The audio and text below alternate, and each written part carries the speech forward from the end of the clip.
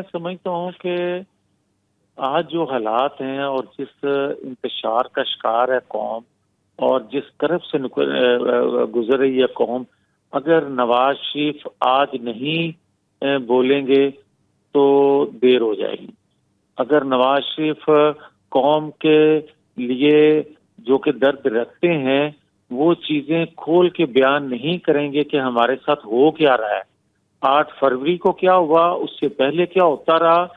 اور آج ہم کس ڈگر پہ جا رہے ہیں اور انتشار کی طرف اگر بڑھ رہے ہیں یا بل بڑھ رہے ہیں، تو اس میں غیر ملکی قوتیں کتنا انوالو ہیں اور ہمارا اپنا کتنا گناہ ہے، یہ سارا کچھ قوم کو بتانا پڑے گا۔ یعنی 8 فروری کو بھی بہت کچھ ہوا؟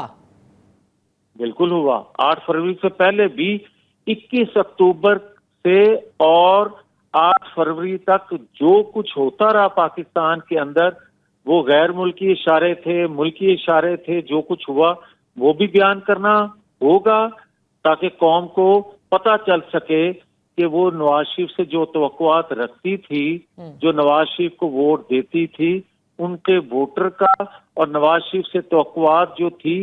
وہ کیوں ختم کی جا رہی ہیں یا کیوں ختم ہوئی، یہ سارا کچھ بتانا ہوگا، تب جا کے قوم اس انتشار سے بچ سکتی ہے، ورنہ اس انتشار سے قوم کو بچانے والا کوئی نہیں نواز شریف کے علاوہ۔